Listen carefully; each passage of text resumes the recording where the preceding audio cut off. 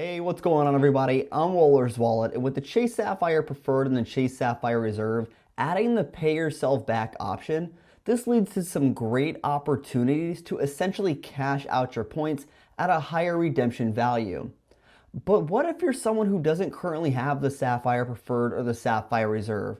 Is it worth foregoing a bonus and upgrading your card to get that extra redemption value? And today, that's what we're going to look at to make sure you make the right decision on this. Now, if you want a simple way to help out the channel, consider giving this video a thumbs up.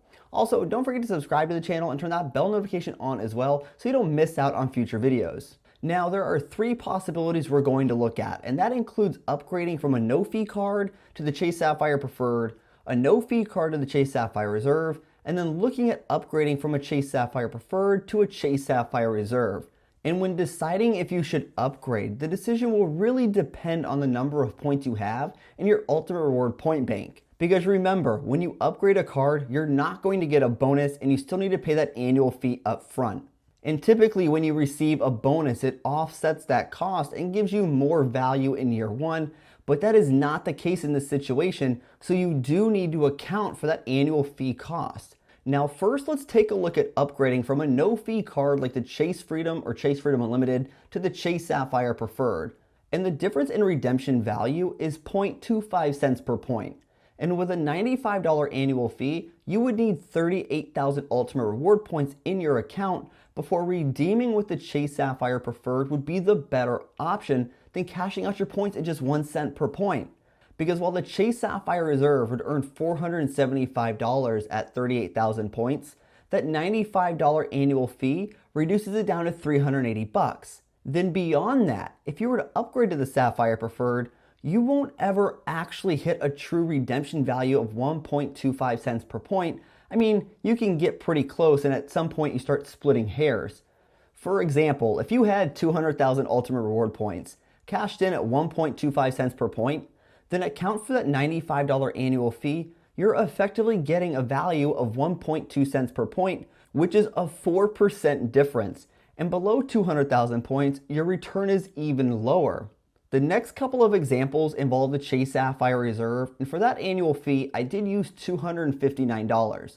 And that's due to the fact if you applied for the Chase Sapphire Reserve or even upgrade to it, you are going to be charged that $550 annual fee.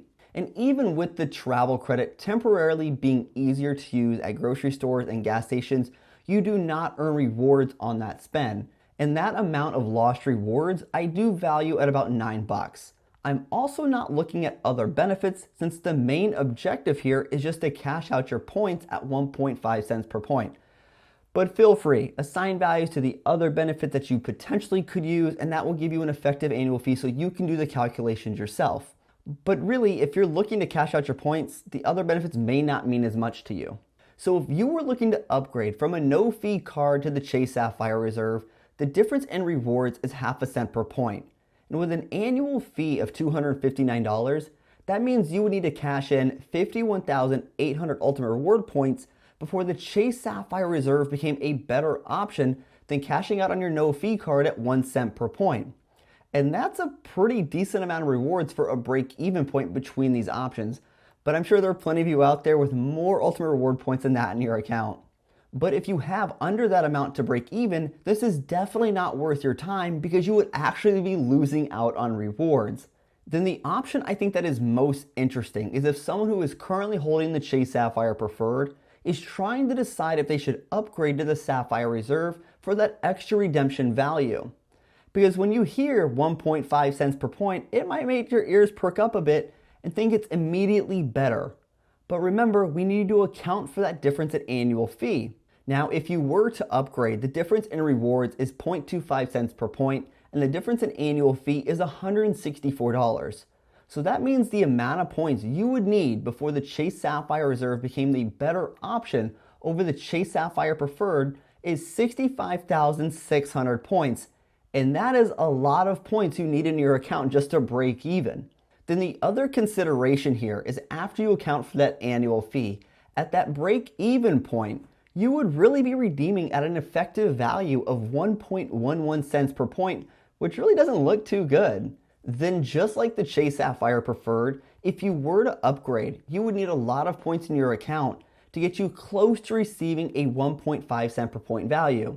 Because for example, at 300,000 ultimate reward points, you'd be getting an effective value of 1.41 cents per point, which is still pretty good value, but it's a 6% reduction in value and you're truly not getting 1.5 cents per point.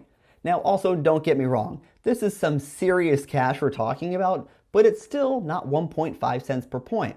Now it's definitely tempting to jump on these options and possibly upgrade your card, especially if you're someone who's over 524 or maybe not eligible for a bonus. Because cashing in your points at a higher rate of return sounds pretty awesome right now, and who really knows if we're going to see this type of redemption value again in the future.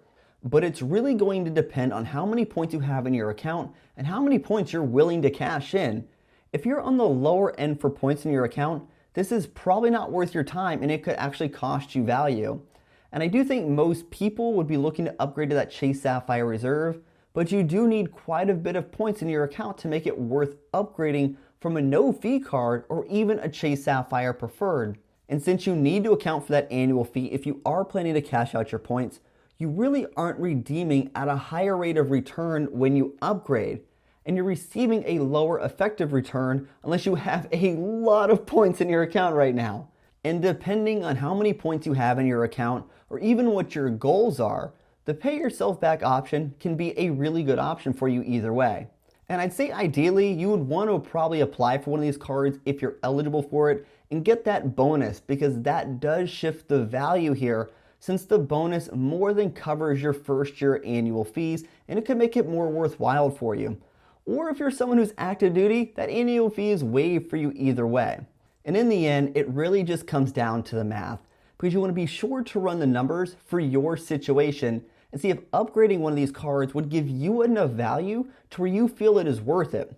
So tell me, are you planning on upgrading to a Chase Sapphire Preferred or a Chase Sapphire Reserve? Hey everyone, thanks for tuning in this video. If you want to help support the channel, a simple way would leave links in the website or the description below. And if you know somebody who could benefit from this video, feel free to share it with them. And until next time, safe travels and take care.